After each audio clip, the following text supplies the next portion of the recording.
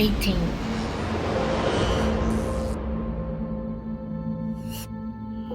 Ils ont vécu l'enfer sur Terre. Battus, torturés, mutilés. Ces 18 personnes ont cruellement perdu la vie en Chine. Morts sous silence, à la suite d'arrestations illégitimes perpétrées par les autorités chinoises. Ils avaient une chose en commun. Ils étaient chrétiens, persécutés pour leur foi en Dieu Tout-Puissant. Parmi eux, Gao Zuoqin. Le 15 juillet 2014, cette femme de 53 ans est à son domicile de la province du Shandong lorsque la Brigade nationale de sécurité entre par effraction sans document pour justifier son arrestation. 2 jours plus tard, Gao Zuoqin est déclarée morte. Suite à la vague d'indignation à l'annonce de son décès, la police tentera d'étouffer l'affaire. Sa famille subira des pressions pour garder le silence.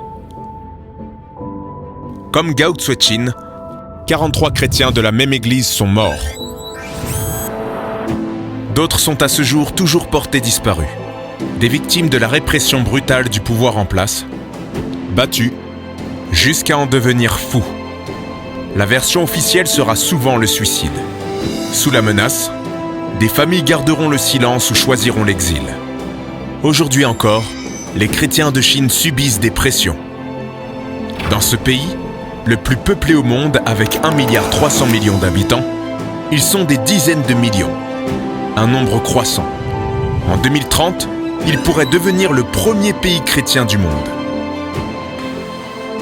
La liberté d'expression y est bafouée par des autorités municipales, provinciales et régionales, souvent anti-chrétiennes. Le contrôle politique n'a plus de limite depuis la mise en application de la nouvelle loi sur les religions en février 2018. Les arrestations arbitraires sont fréquentes. Des chrétiens sont envoyés en camp de rééducation. Les églises doivent être enregistrées pour être mieux surveillées. Dans les provinces du Guangdong ou du Henan, des lieux de culte sont fermés ou détruits. Dans les villages reculés de la province du Tianqi, 10% de la population se disent chrétiens. Au risque d'être rayés de la liste des bénéficiaires des aides d'État, les habitants sont sommés de remplacer tout symbole lié à leur foi dans leur maison par des portraits du président Xi Jinping. L'objectif ? Amener les Chinois à se tourner vers l'État plutôt que vers Dieu.